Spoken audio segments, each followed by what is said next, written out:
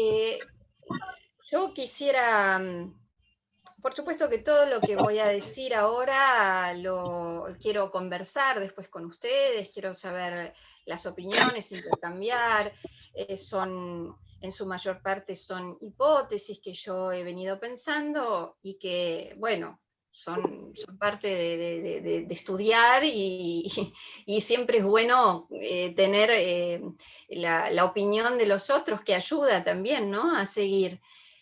Eh, yo creo que podría tirar una primera idea o aproximar una hipótesis, por supuesto incompleta, ¿no? De lo que es ser hijo.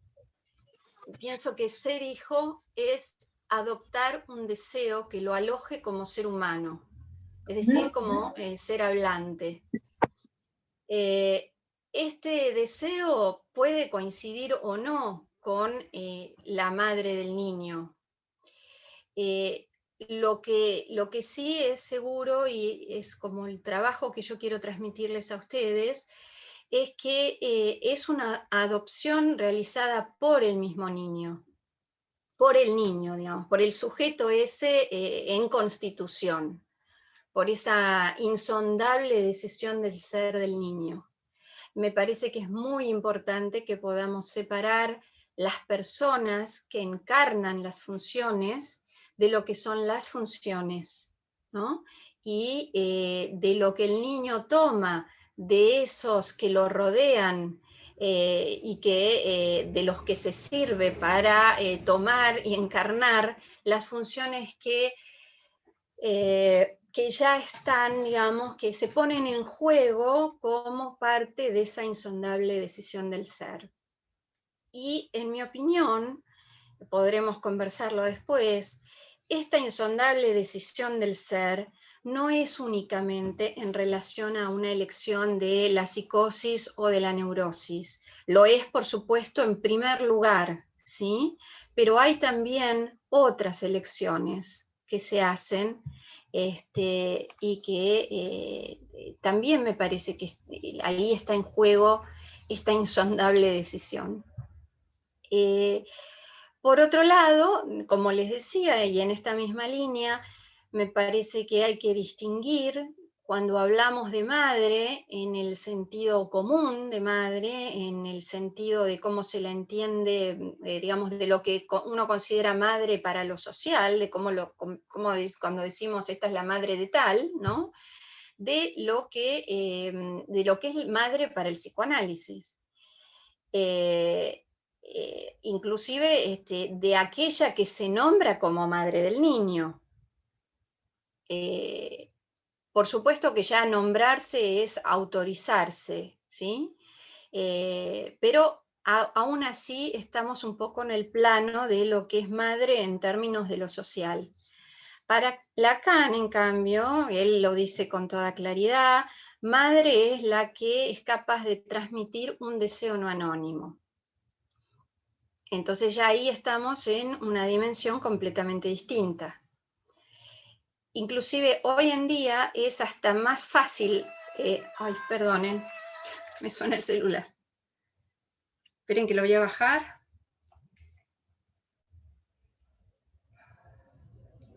Bueno. Les decía que hoy en día es más, inclusive más sencillo entre comillas, ¿no? Distinguir estas dimensiones, porque inclusive hoy en día madre puede ser no la madre biológica, sino aquella que pidió óvulos, aquella que hay que distinguir, ¿no? Entre la madre que dio los óvulos, la madre que tuvo al niño en el vientre, la madre que lo cría. Este, inclusive podemos decir que no necesariamente es madre en el sentido de mujer, ¿no? Hay parejas homosexuales, hay parejas trans que adoptan niños, ¿no? Que alojan a un niño. Lo que sí creo, y también esto lo podemos conversar, es que para poder estar en ese lugar de madre para un niño y de transmitir ese deseo no anónimo, hay que estar en cierta cercanía con la posición femenina, no con la mujer, sino con la posición femenina. Porque la posición femenina, y esto, digamos, puede haber un hombre que esté en esa proximidad con la posición femenina, ¿no?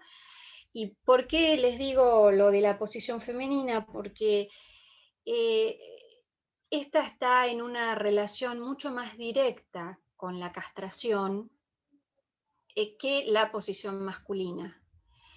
Y en ese estar en una relación más directa con la castración, está mucho más próxima a lo que es la castración en el otro y a la posibilidad entonces de ubicarse en relación al amor, a dar amor, a la posibilidad del don de amor.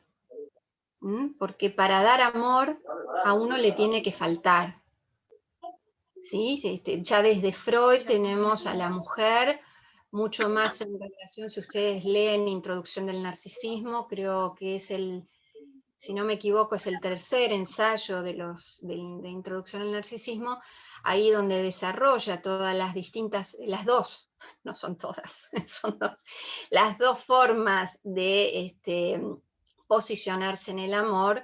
Bueno, él ahí habla mucho de cómo la mujer está mucho más abierta a esta cuestión del amor, mucho más incluso necesitada del amor, incluso cuando él habla de todo el desarrollo edípico, como la niña queda apegada, queda, digamos, atrapada en cierto sentido a recibir el don del padre.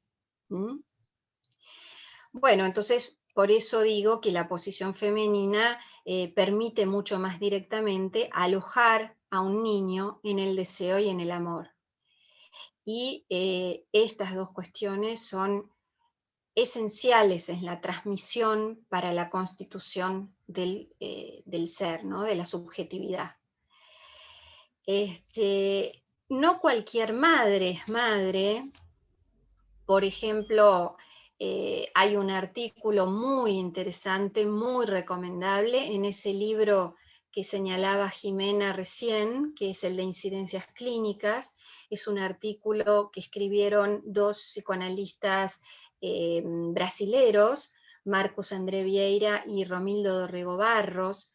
Y bien, ellos ahí, lo que me interesa tomar de eso es que ellos hablan de la madre como madre de creación, no la madre como madre de crianza, sino la madre como madre de creación, porque la madre de crianza puede criar a un niño como un objeto para ella, ¿no? Como un objeto de su fantasma, como un falo para ella, o puede hacer del niño la causa, ¿no? Un objeto causa. Pero entonces lo que ellos subrayan es la importancia de ubicar a la madre en relación a la creación. Y no a la creación en el sentido de dar vida, la vida biológica, ¿no? Sino de alojar esa vida en términos de ser hablante, es decir, humanizarlo a ese niño. Única manera de humanizarlo es por la vía de transmitir ese deseo no anónimo. Pero entonces hay dos actos en juego en la relación madre-hijo y en la posibilidad de constitución de un sujeto, ¿no? Está ese deseo del otro que requiere que no sea anónimo y está la decisión del niño de alojarse en algún deseo, de adoptar algún deseo y de tomarlo para sí y de darse con ello un lugar, ¿no? Y este deseo inclusive que el niño toma puede no ser el de su propia madre, puede estar en relación a alguna hermana mayor, puede estar en relación a una abuela, a una tía, ¿no?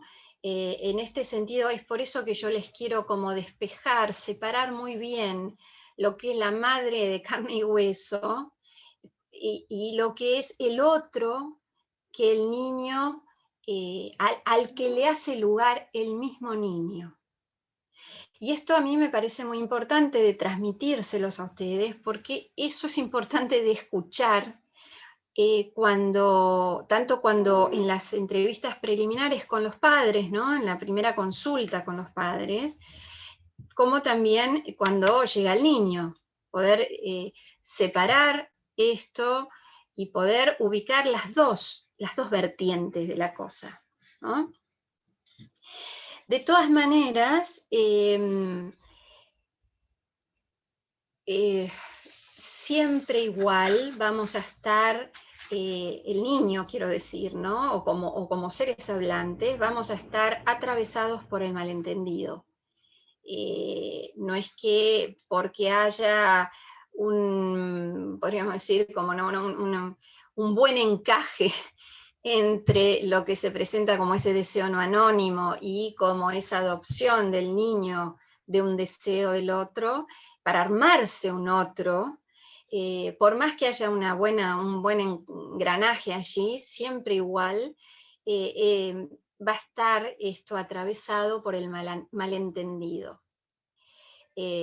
Por suerte, porque el malentendido de alguna manera es lo que permite, esto lo dice Ansermet, hay un texto de él muy interesante que se llama La fabricación de los hijos. Él dice que eh, poder reconocer de alguna manera el hecho del malentendido es lo que permite que uno pueda salir de ese destino predeterminado y abrirse al azar, ¿no? A las contingencias de lo que viene y no quedar pegado a ese destino del origen en donde, bueno, un determinado deseo lo constituyó a ese sujeto, ¿no? Por otro lado, hay que tener en cuenta esto que dice Lacan, que lo dice en varios lugares. Yo ahora tengo presente el Seminario 9, pero está en otros lados también, cuando él dice que un niño siempre es el aborto del deseo de los padres. Y esto es porque por más que los padres tengan, digamos, depositen en ese niño una serie de significantes, unos determinados deseos. Incluso hoy la tecnociencia permite que esos padres elijan qué tipo de niño tienen, ¿no? Si un niño de tez blanca, si un niño con genes de mucha inteligencia o de genes vinculados al arte o lo que fuera, digamos. Por más que ese destino, digamos, que los padres eh, transmiten, de todas maneras, ese niño jamás va a entrar del todo en esa lógica, ¿no? En esa perspectiva. Siempre va a ser, en ese sentido, un aborto de lo que se deseaba para él. Por suerte, ¿no? Porque esto es lo que le abre una vía singular a ese niño. Bueno, y por otro lado, respecto a ese deseo del otro que está en juego y que, como les decía, viene tanto por el lado de lo materno como por el lado de lo que el niño elige, hay que tener en cuenta que ese deseo entra como, ¿cómo podríamos decir? Como en dos lógicas distintas. Por un lado es el deseo como capricho materno, que es esta vertiente más ominosa, anheimlich, del deseo, que está más del lado para el niño del goce. Y por otro lado está el anudamiento de ese deseo al amor, lo que permite velar es ominoso del deseo, permitiéndole entrar en la vertiente del deseo como deseo del otro. ¿Mm? Son dos lógicas superpuestas, por supuesto, ¿no? Pero hay que poder separarlas para escuchar bien cuando llega un niño a consulta. Bueno, esto en realidad venía a cuento de esas preciosas preguntas que dejaron planteadas en el inicio del curso.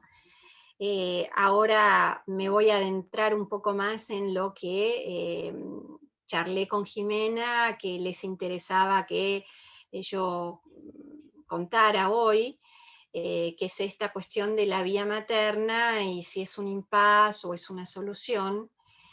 Y bueno, que es algo que yo vengo investigando hace un tiempo, ¿no?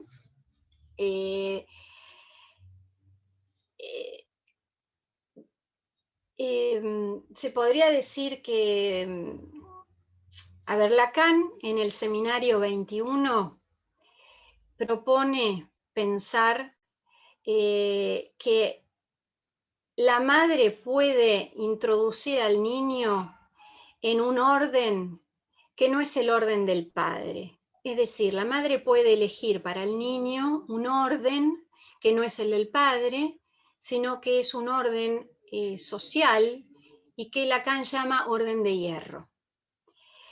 Él dice que esto va de la mano de la psicosis, pero también dice algo interesante, que es que dice que esto es lo que se ve que empieza a predominar en la época actual. Entonces,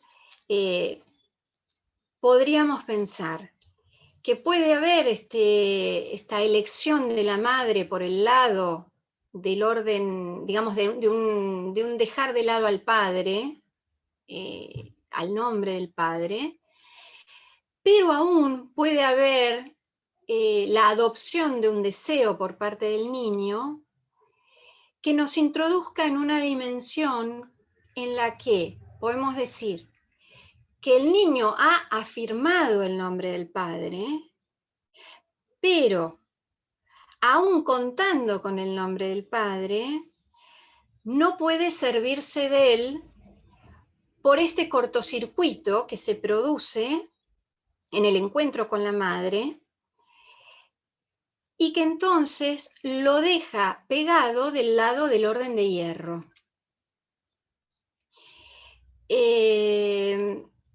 Vieron que Lacan dice que en primer lugar hay que contar con el nombre del padre, pero en segundo lugar hay que poder servirse del padre, y en tercer lugar hay que poder pasar del padre. No se puede pasar del padre para crear su propia versión del padre si uno no se sirvió antes del padre, pero uno no se puede servir del padre si no pudo contar antes con el padre, ¿no? Ahora, la época parecería obstaculizar esta posibilidad de servirse del padre, aun cuando cuando uno tiene las herramientas de contar con él. Yo veo ciertos casos de niños en los que esto es bastante evidente. Cuentan con el nombre del padre, pero es como si se hubieran detenido allí y no pueden servirse de él. Entonces van por el lado de la vía de la madre. Bueno, antes de seguir con esto, me gustaría ubicarlos un poco en lo que es la época, para que me puedan seguir mejor respecto de esto otro que después retomo, ¿no? Esta época hay que decir que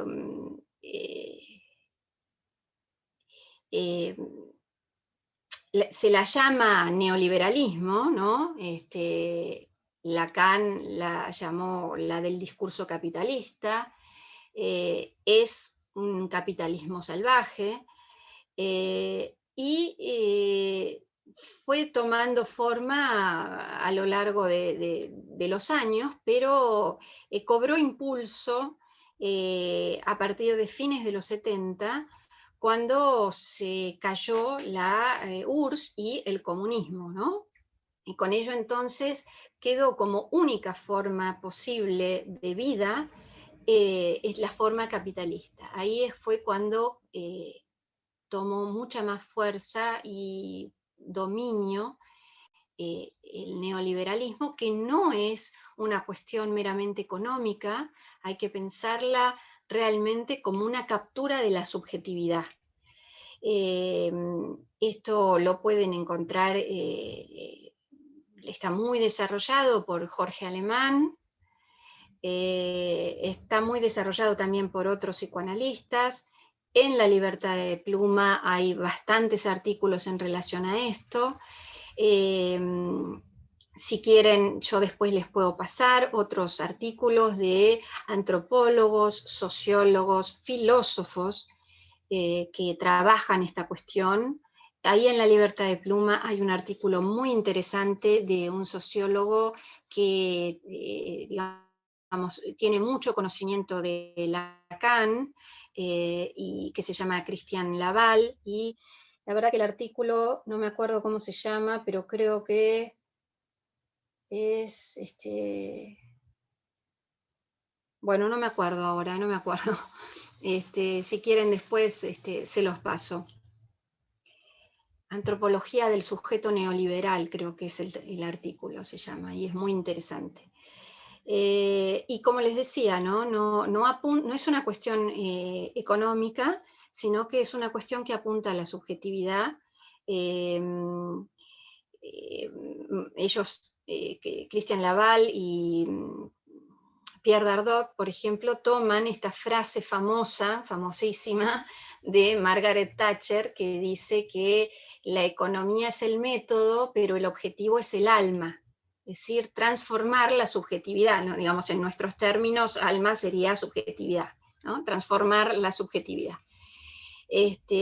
Entonces, se podría decir realmente que esta época es un cambio de paradigma rotundo, que quizás al estar inmersos en ella no nos damos cuenta de esto, pero es un cambio de paradigma absoluto que efectivamente, como les decía, apunta a tocar y a cambiar la subjetividad, a crear una nueva.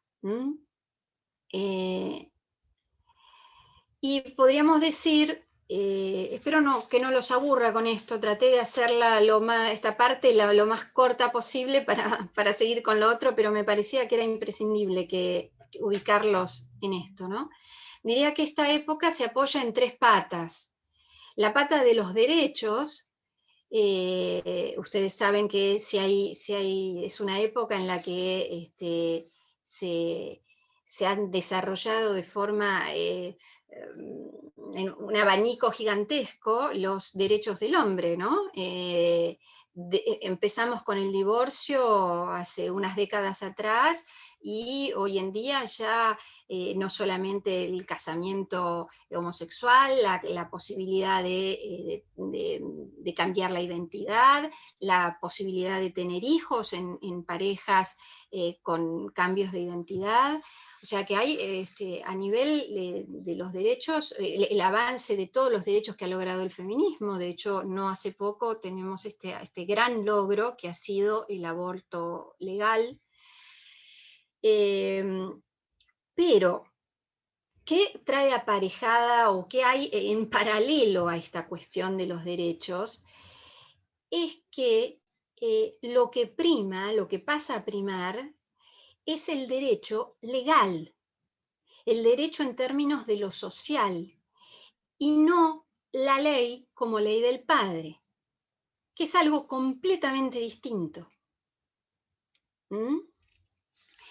Es decir, que este avance de la ley como ley social, como ley legal, como el derecho legal, a su vez trajo como consecuencia un desfallecimiento de la ley que promueve el padre.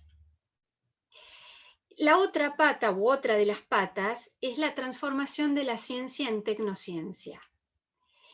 Esta es la digamos, es el usar la ciencia para crear técnicas y aparatos para hacer cada vez más eficaz y eficiente el rendimiento de todo, desde los aparatos que sirven al hombre hasta el hombre mismo. Y esto, entre esta pata de la tecnociencia, digamos, donde además lo que esta transmite de alguna manera, o lo que esta introduce, es que el hombre tiene la posibilidad de generar todo lo que quiera. Digamos, no hay ningún límite, no hay ninguna imposibilidad. Es una forclusión, si ustedes quieren, de lo imposible. Que es lo que la tecnociencia trae eso como consecuencia, ¿no? La forclusión de lo imposible, con la consecuente anulación de la castración. Lacan dice en esa clase que yo les decía del seminario 19, que ahora no me acuerdo cuál es, pero que ya se las digo, él dice que esta época, este tipo de orden, lo que produce es una forclusión de la castración y del amor. En ese mismo seminario también va a decir de la importancia que tiene el amor, es decir, lo va a correr de ese lugar en el que lo había puesto en su primera enseñanza, y va a darle una dimensión constituyente muy, muy interesante, que después vamos a retomar algo de eso. La clase donde está esta cuestión del orden de hierro en Lacan es seminario 21, la clase número 10, la del 19 del 3 del 74.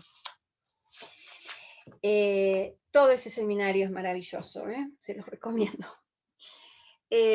Bueno, pero les decía entonces, la tecnociencia como aquello que pretende ignorar la castración y lo imposible. Y por otro lado, como tercera pata que les mencionaba, es la independización de los mercados respecto de los estados, respecto de las naciones. Esto lo que implicó es que la ley del mercado sobrepasó las leyes de los estados y entonces se convirtió en la ley globalizada para todos por igual, sin tener en cuenta las singularidades de cada país, las condiciones de cada país. Bien, estas tres patas juntas, el efecto que producen, como les decía, es un velo de la división subjetiva. La clase del seminario 21 es la 10, la del 19 del 3 del 74. Contesto a una pregunta que hay por ahí. No, y otra cosa que les quería decir respecto del tema del mercado, ¿no? Del avance del mercado, es que este trajo como variable principal la cuestión de las ganancias, del más y más, de los números, ¿sí? De que lo valioso es el sumar 1 más 1 más 1, ¿no? El lograr más y más ganancias, más y más rendimiento. Y esto trajo consigo una desvalorización de la palabra. ¿Mm? La palabra y lo simbólico con ello. O, si queremos, más bien, es lo simbólico en términos de número, del 1, y no de la dialéctica que introduce la función del padre, que siempre es el S1 ligado al S2, ya sea por metáfora, ya sea por metonimia, ¿sí? Pero siempre es algo del orden de la palabra. Y la palabra, bueno, la estructura de la palabra trae consigo una función en la estructuración psíquica, ¿sí? Ustedes saben que, bueno, no sé si saben, o no sé si lo pensaron, pero el primer Lacan habla de la estructura del lenguaje, de la estructura de la palabra, de la estructura del discurso, y cada una de ellas trae consigo una, una herramienta más en la estructuración subjetiva y en la estructuración del lazo social, del lazo amoroso. ¿Mm? Bueno, esto, producto de esta degradación del valor de la palabra, trae sus consecuencias, ¿no? Entre ellas, por ejemplo, la declinación, la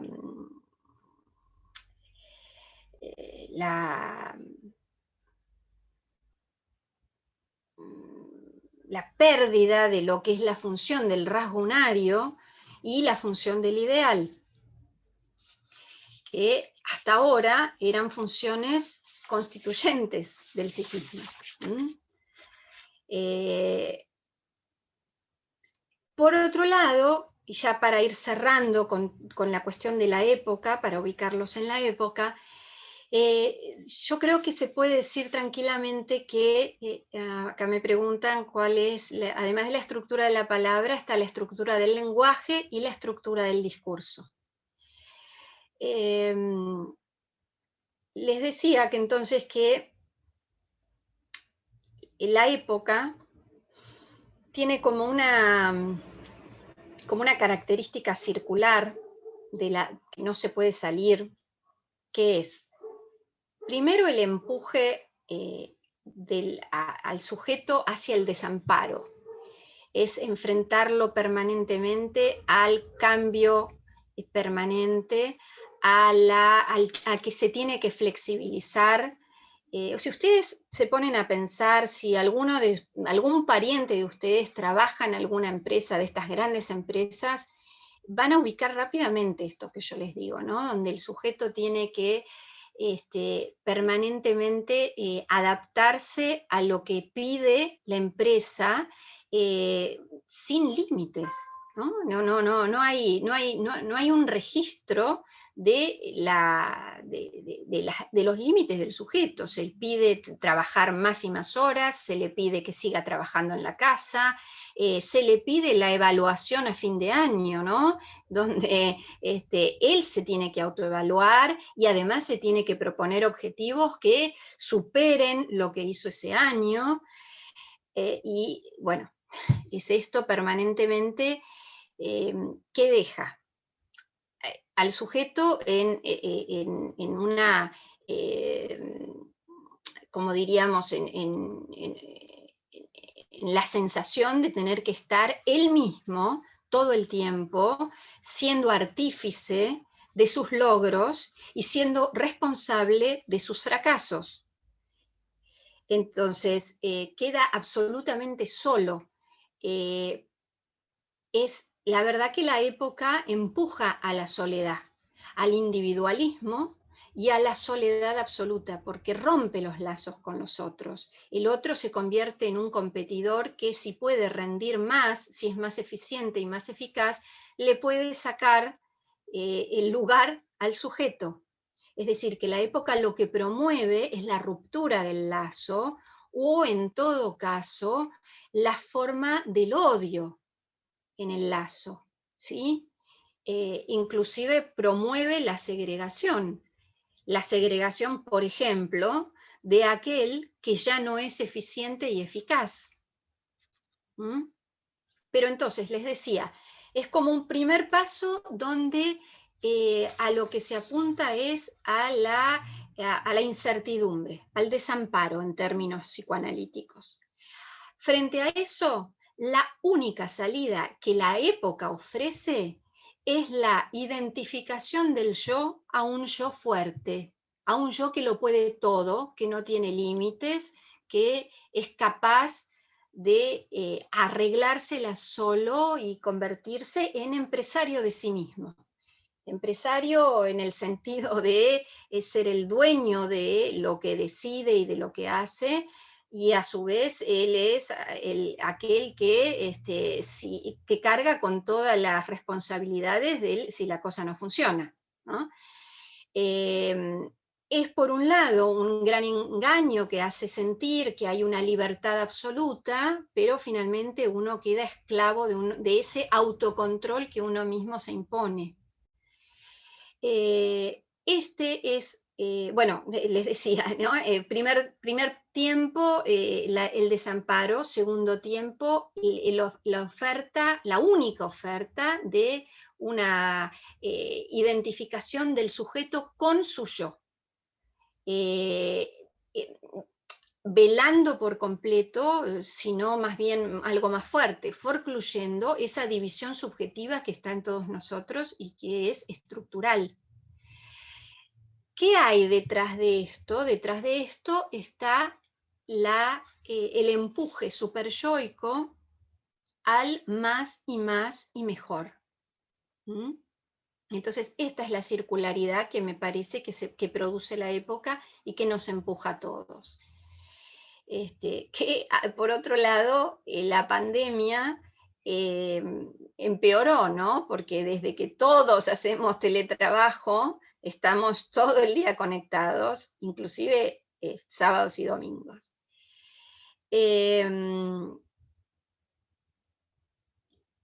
Pero bueno, me parece que es importante remarcar, o a mí me parece importante remarcar, cómo esto nos deja en la más absoluta soledad. Si de un lado nos hace creer muy libres, la libertad en realidad nos deja muy solos. Se rompe el lazo amoroso con el otro, el amor está en cierto sentido forcluido y los lazos o las relaciones se vuelven muy feroces, muy por el lado del super yo, del empuje al goce. De hecho, es lo que vemos en los síntomas o en las presentaciones de los niños, ¿sí? Son más bien por el lado de la pulsión y no por el lado del inconsciente, de las formaciones del inconsciente.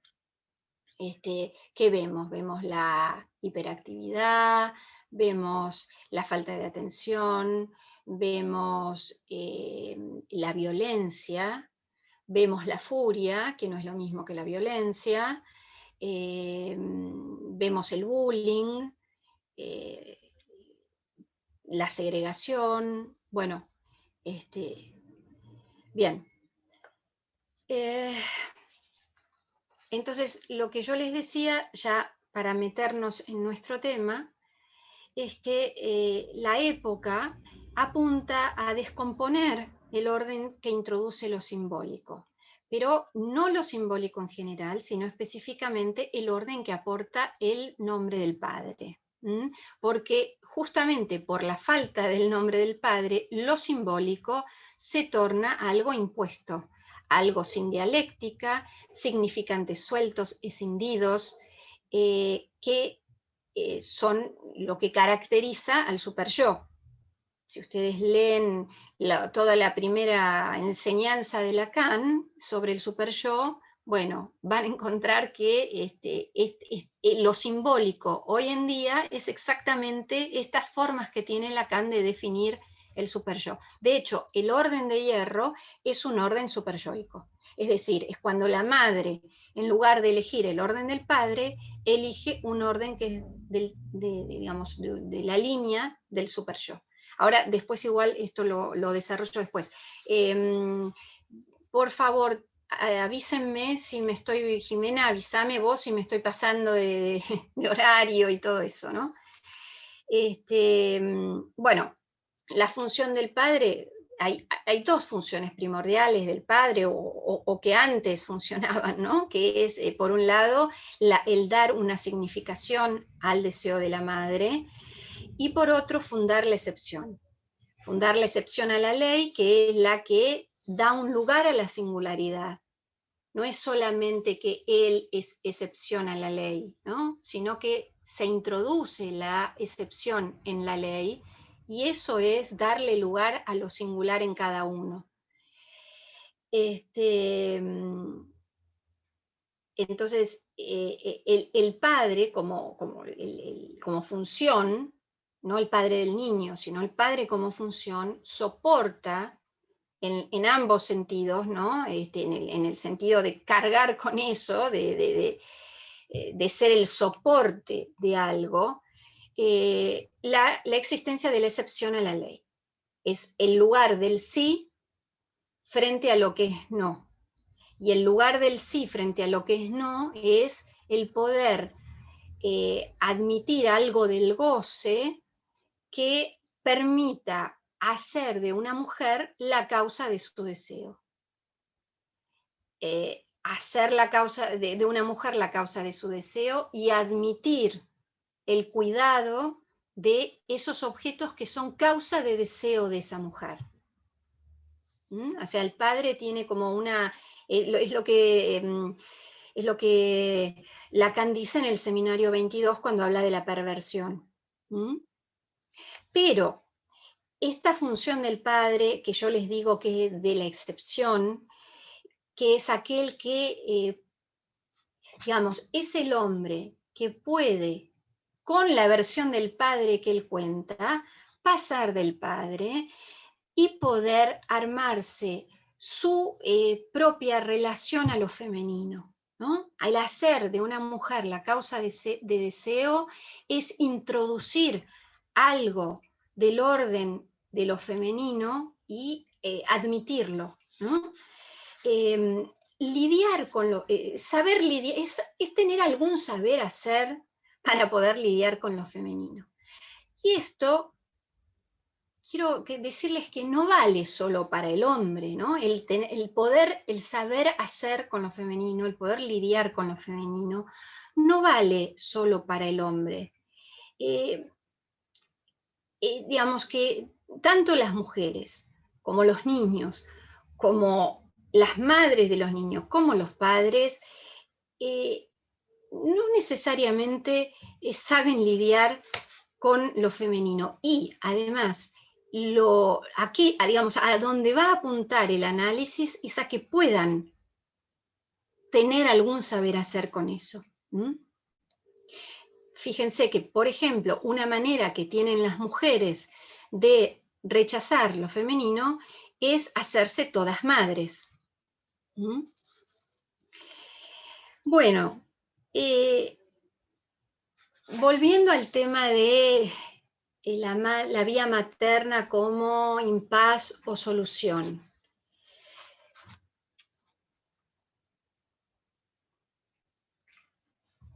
En el seminario 4, Lacan dice que la solución típica del complejo de Edipo, de la estructuración subjetiva, es la salida por el lado del padre, ¿no? Acceder al tercer tiempo del Edipo y llevarse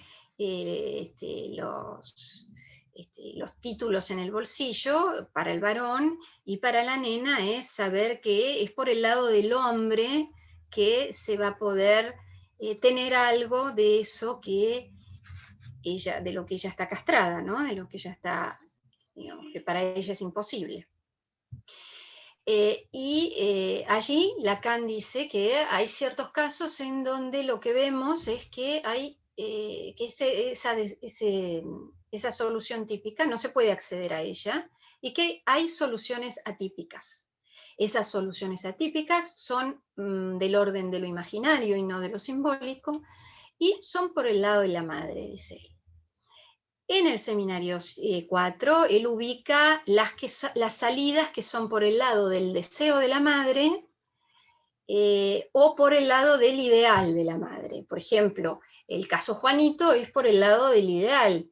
El caso de las salidas por el tema del deseo de la madre son estos casos en donde los niños quedan apegados de alguna manera al falo, ¿no? A ser ellos el falo de la madre, o a identificarse a la madre fálica, etc. En ese momento, estamos en 1957, Lacan ubica estas salidas en relación a ese segundo tiempo del Edipo y el pasaje al tercer tiempo del Edipo. Hay algo que se detiene ahí y que no puede desarrollarse por completo, y que es en ese pasaje del segundo al tercer tiempo. Ahora, cuando nosotros estamos frente a niños que están atravesados por el orden de hierro, más bien estamos en el nivel de un detenimiento en el final del primer tiempo del Edipo. Y ese momento es un tiempo en el que todavía no se termina de constituir todo lo que es del orden de la función fálica. Y se está produciendo, lo que se está produciendo allí es lo que tiene que ver con la transformación del deseo, como ese deseo siniestro que les mencionaba hace un rato, ese capricho materno, en el deseo como deseo del otro. Es ese pasaje que se produce más en relación al amor que al falo. Entonces me van a decir, ¿pero qué está diciendo esta mujer? Bueno, Laurent, yo les había dado cierta bibliografía para ver. Laurent, en el librito que se llama El niño y la familia, dice en esa entrevista que le hace Sylvia Tendlers que es posible ocupar un cierto lugar agalmático sin estar por eso atravesado por lo fálico. Si nosotros unimos este punto con algo que dice Miller en 13 clases sobre el hombre de los lobos, que él dice que es posible contar con el nombre del Padre, pero aún así no contar con la dimensión fálica. Bueno, si nosotros unimos estas dos cosas que yo les decía, más lo que dice Lacan del orden de hierro, con esos elementos podemos explicarnos ciertos casos que se presentan en la clínica de hoy y que se presentan como casos en donde está muy en juego el super yo. ¿Mm? Como les decía, en 1957, para Lacan era imposible pensar un debilitamiento de la función fálica, porque en ese caso ya estábamos en la dimensión de la psicosis. Me parece que cuando ya en el seminario 21, él tiene otra perspectiva, ¿sí? Y se puede estar en un orden de hierro donde la función fálica es bastante fallida, y sin embargo estar dentro del plano de la neurosis. Y como les decía, entonces, Lacan del seminario 4, él habla de las salidas atípicas por el lado del deseo de la madre, por el lado del ideal de la madre. Si tomamos el orden de hierro, que es un poco lo que yo vengo trabajando desde hace un tiempo, podemos decir que hay salidas por el lado del super yo de la madre. También Laurent habla de salidas por el lado de la posición femenina de la madre. Y cuando toma esto, él lo hace para explicar o para introducir algo de todas estas salidas que son por el lado de la sexuación, ¿no? y de la identificación con el sexo. Toda esta problemática que estamos viendo hoy en día de los niños que ya desde tan chiquitos dicen no hallarse conformes con el cuerpo, con el sexo y con el género que se les adjudica. Bueno, vemos en esto una diversificación, ¿no? de salidas posibles, que es el problema que trae las salidas por el lado de la madre.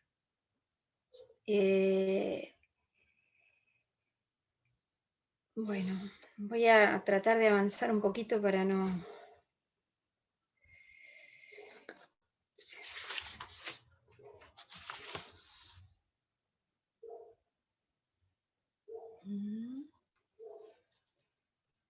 Bueno, volvamos entonces al tema del orden de hierro. Ahí dice que es la madre la que elige transmitirle al niño un orden u otro. Creo que necesitamos repensarlo en términos de la madre como función y esto que les decía al principio de la clase de la adopción del deseo por parte del niño. O sea, hay que repensarlo esto en estos términos, ¿no? Pero lo interesante es que, bueno, esto sucede, este es un detenimiento en finales del primer tiempo del Edipo, y que lo que transmite allí Lacan es que la madre no da el nombre del padre y lo que da a cambio es un nombrar para lo social, para una demanda social respecto de qué lugar puede llegar a ocupar ese niño, ¿no? Entonces fíjense otra vez cómo la época opera de un modo que anula la singularidad, anula la posibilidad del desarrollo de las elecciones singulares y fija al niño en un determinado, ligado a un determinado significante, y lo ubica en lo social allí, digamos, sin dialéctica, sin posibilidad de dialéctica, sin flexibilización de ningún tipo. Entonces, en esa clase, lo que vemos que dice Lacan respecto de este detenimiento que va por el lado de la madre, es que es una elección que hace la madre sobre el niño, que implica dejar de lado el orden del amor al padre, que esa posición depende de una posición de enunciación de la madre. Yo les estoy, digamos, relatando un poco lo que dice la clase, espero que si la leyeron me van a entender mucho más, ¿no? Les decía que esto hace a la posición de enunciación de la madre y no simplemente a que la madre transmita el no del padre, hace a una posición de enunciación, que trae como consecuencia el hecho de que se dificulte el ejercicio del amor para el niño, porque en la medida en que la madre no ha transmitido ese amor al padre, después para el niño es mucho más difícil poder ejercer él el amor, que elige para el niño no al padre sino a lo social, y que eso tiene como consecuencia que deja al niño sometido al orden de hierro, que es lo que llamamos el superyo. Entonces, perdido el orden del padre, pero no por una insondable decisión del ser, sino por un empuje de la madre, el amor no puede hacerse ejercitable. O sea, esto es interesante porque no se hace ejercitable, pero con un análisis hay la posibilidad de mover algo de esto. Sí, la experiencia que yo tengo es que esto es posible si el análisis comienza con niños en edad muy, muy pequeña, ¿sí? Cuando ya se ha pasado determinada línea de edad, esto es mucho más difícil porque el niño ya está muy, digamos, ha tomado eso como elección.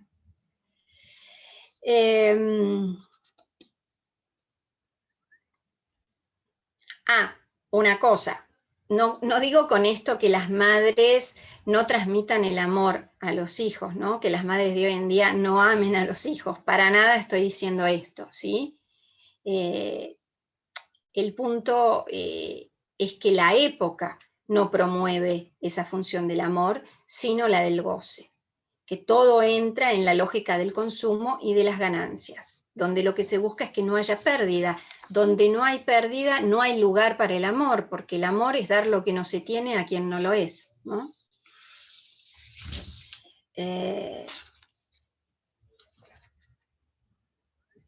esto de la no pérdida.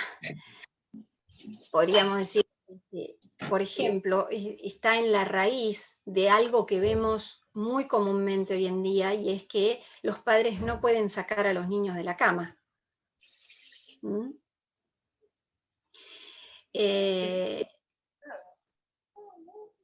Ay, ¿me están diciendo algo?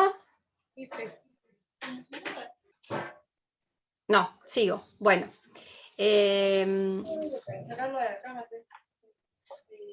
Bueno, les decía entonces que no tenemos que pensar en la madre real del niño, porque no es que las madres no aman a sus hijos o no transmiten algo del orden del amor, sino que estamos hablando de la función materna.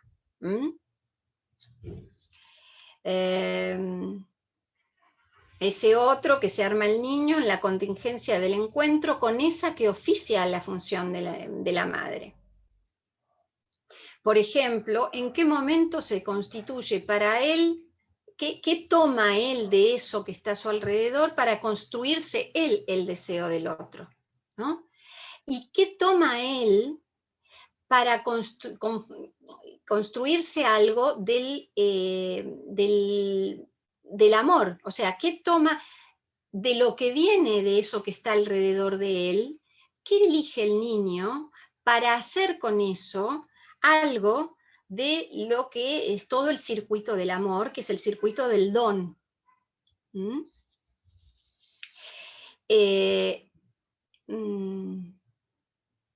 ¿Con qué construye él el capricho materno? Y si ustedes se ponen a pensar todas estas cosas que yo estoy diciendo, todas tienen que ver con la carencia en el otro, con poder con poder instituir en uno mismo eso que es la falla en el otro.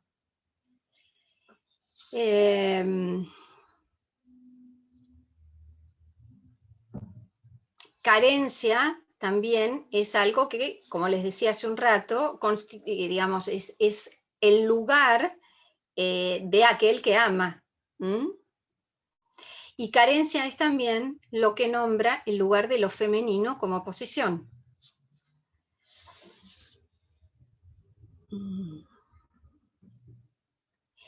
Y yo les decía que a partir de estas cosas que Lacan plantea en el Seminario 21, y de volver desde el Seminario 21 al Seminario 4, podemos ubicar la función del amor como estructurante del psiquismo.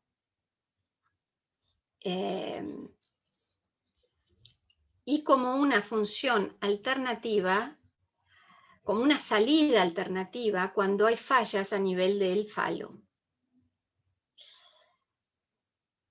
La pregunta que nos queda, la pregunta que yo me sigo haciendo, la lectura que voy haciendo en los casos es cómo el análisis puede introducir algo que permita o que favorezca, que le dé herramientas al niño para hacer, para con ello hacerle un lugar al amor, ¿no? Poder introducir algo del amor y del ejercicio del amor.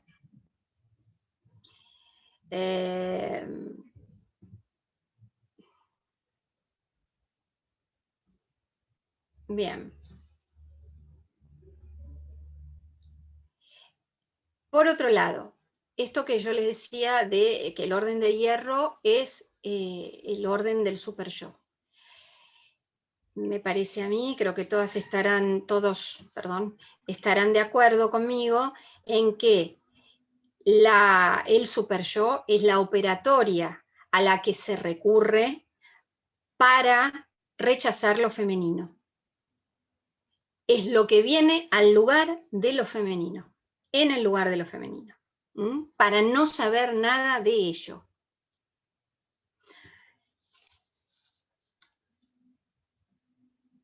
Va exactamente al lugar al que iría el no todo, introduciendo el cada vez más, el todo, es decir, es el no, es un querer llenar cada vez más, es no alcanzarlo ese todo, pero es estar apuntando permanentemente a creer que ese todo es posible, en lugar de aceptar la castración y de operar con esa falta, que ese sería el lugar de lo femenino, el lugar del no todo.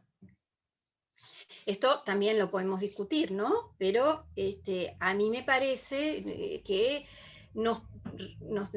digamos, vieron que se habla mucho de la feminización del mundo. Bueno, a mí me parece que más bien tendríamos que hablar de la superyoicización del mundo, porque yo no diría que hay un empuje a lo femenino en la actualidad. Lo que hay es un empuje al rechazo de lo femenino.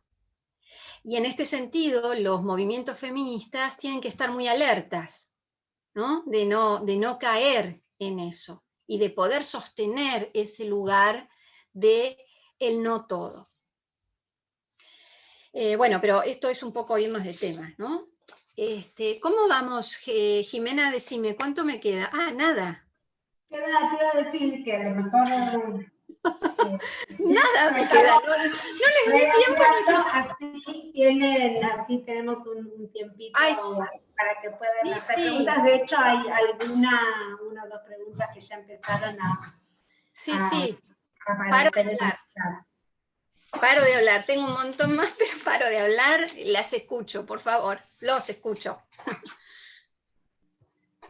Bueno, acá surgió alguna pregunta en relación a esto que señalabas de la dificultad para sacar a los niños de la cama. Y cómo enganchaba con esto que venías desarrollando conceptualmente. Y también hay otra pregunta, que es si podrías explicar un poco más esto de lidiar un poco con lo femenino.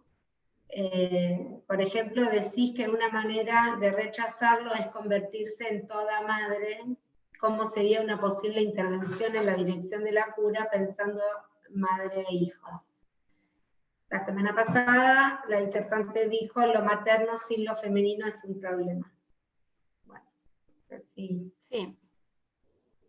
También lo femenino sin lo materno es un problema, ¿no? Esas madres que no pueden ser madres, porque son toda mujer, ¿no?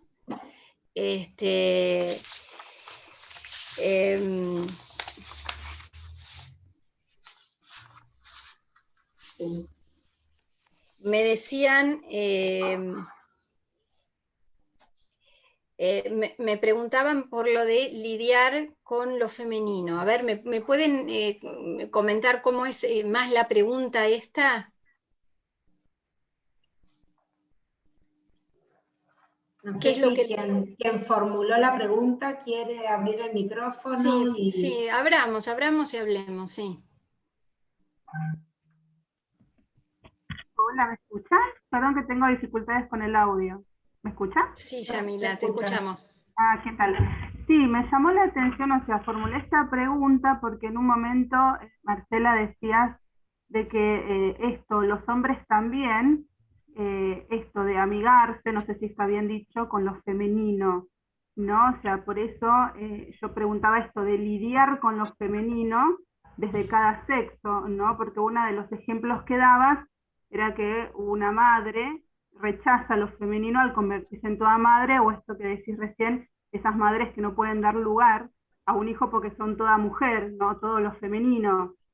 Esto también que decías de parte del sexo masculino, cómo lidiar con eso femenino, me quedó ahí dando vueltas. No sé si me explico bien con lo que... Sí, te explicas bien, es una respuesta compleja, ¿no?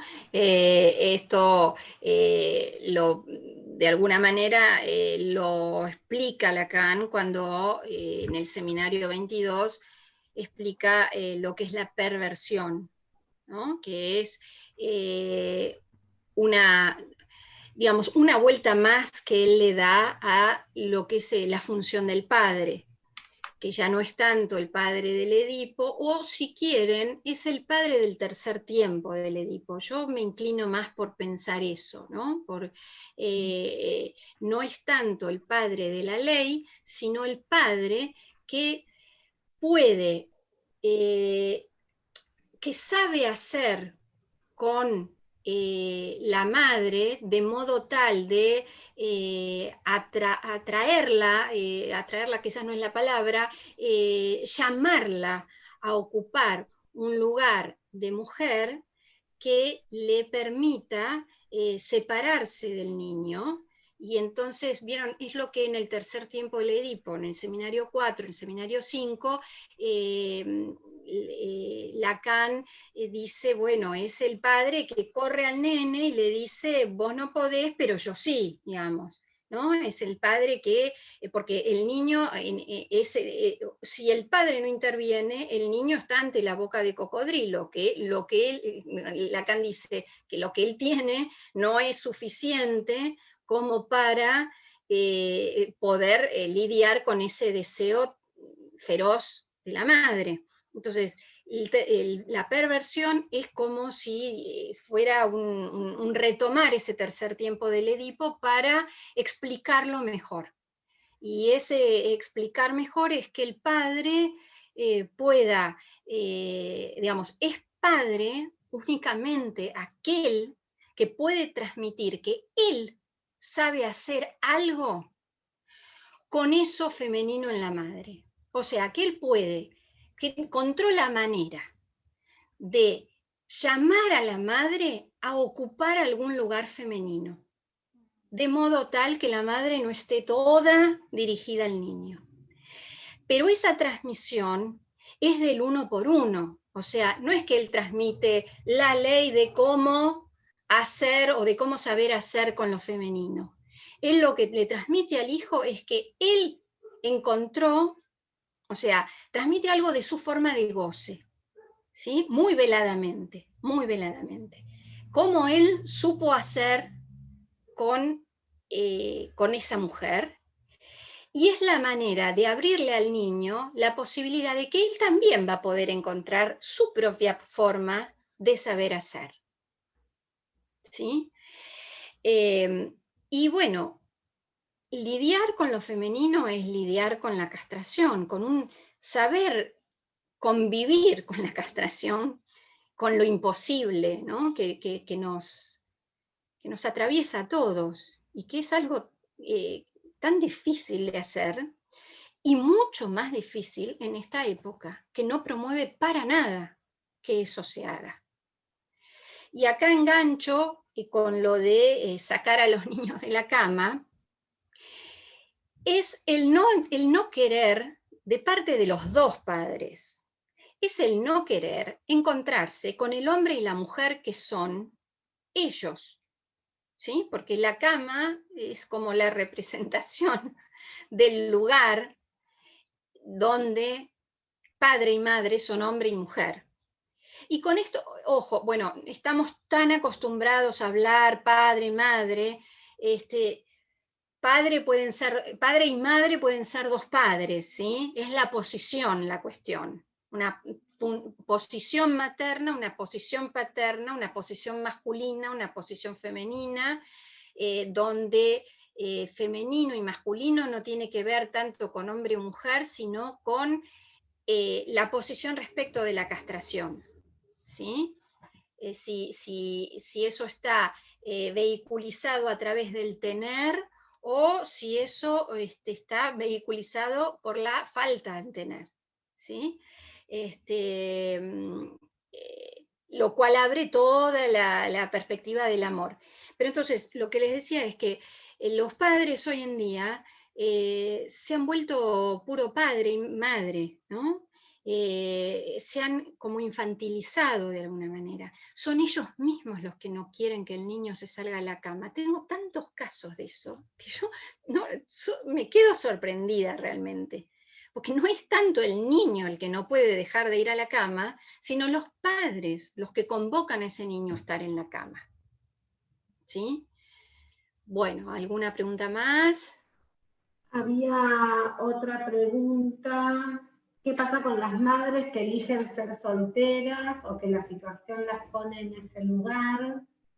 Excelente, excelente pregunta. Porque no pasa por la presencia concreta y real de alguien en el lugar del hombre padre.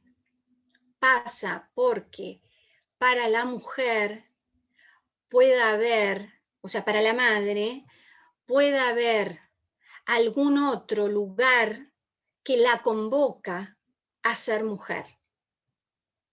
Entonces, un trabajo podría ocupar ese lugar. El propio padre de la madre podría ocupar ese lugar. El hecho de que haya hombres que la puedan mirar en la calle puede ocupar ese lugar. ¿Me entienden? No es necesariamente que haya ahí un padre concreto y real que esté presente todos los días. Porque además puede haber padres separados con un padre que esté ocupando muy bien ese lugar, en el sentido de que transmita esto que yo les decía, por ejemplo, vinculado a una segunda mujer, ¿no? A una segunda pareja. No necesariamente dirigido hacia la madre del niño, pero sí dirigido hacia ese lugar de lo femenino. Entonces, la transmisión es muy sutil, ¿no? No hay que quedarnos para nada en lo concreto, sino escuchar esa sutileza, ese detalle que nos indica que ahí está en juego algo de estas funciones, o no. ¿Mm?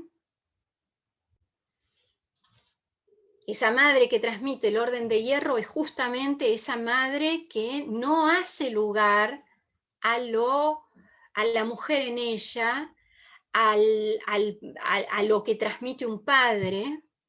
¿Mm? Bueno, gracias por las cosas que me están poniendo en el chat. Veo algunas, no puedo ver todas, pero se los agradezco mucho. Igual me quedó un poco desordenada la clase porque no pude decir todas las cosas que quería, pero bueno. Me interesa más, no sé, me parece que a ustedes también, que podamos charlar y no tanto que yo siga. Si quieren, les leo alguna pregunta más. Tenemos, si Dale. pueden un ratito más, preguntan. Sí, yo tengo 10 minutos más, porque después tengo que atender. Entonces, ¿cómo sería contar con el padre pero no poder servirse de él?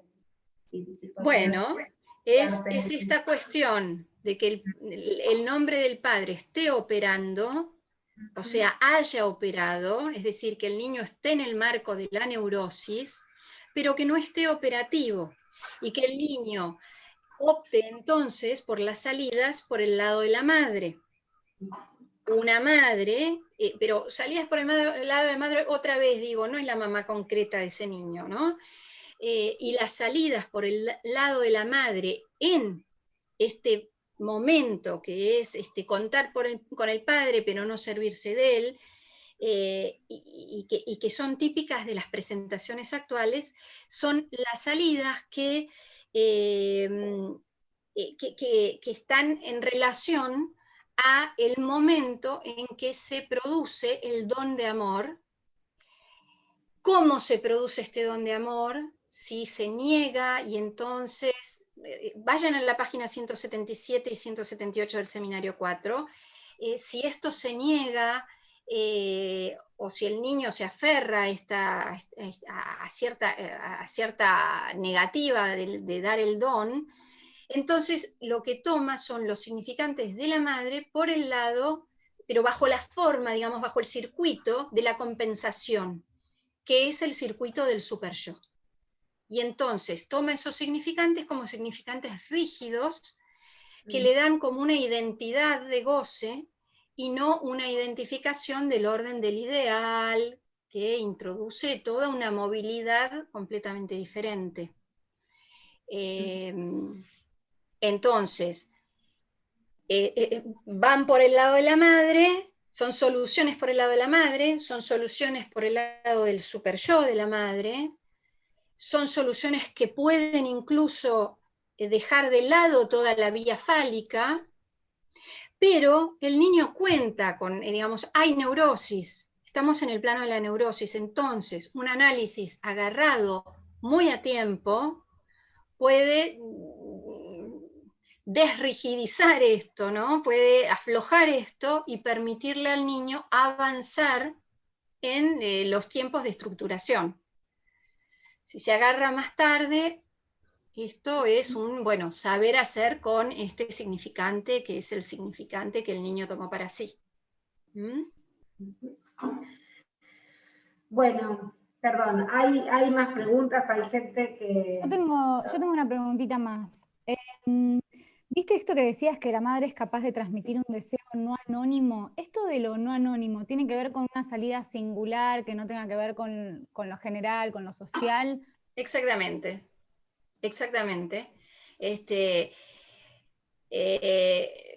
Las pantallas son un ejemplo de el deseo anónimo, ¿no? Donde las pantallas, digo, los jueguitos, todas estas cosas que los niños hacen en la pantalla, en donde hay un otro que les habla todo el tiempo en un lenguaje neutro, se dirige a cada niño como todos los niños, no los niños es el mismo niño, ¿sí? Ahí no hay una transmisión que dé un lugar especial a ese niño en el otro, que lo introduzca en las generaciones, en la filiación, que le transmita, no sé, por decir cualquier cosita, bueno, tiene el carácter de la abuela, tiene el carácter podrido de la abuela, por ejemplo, ¿no?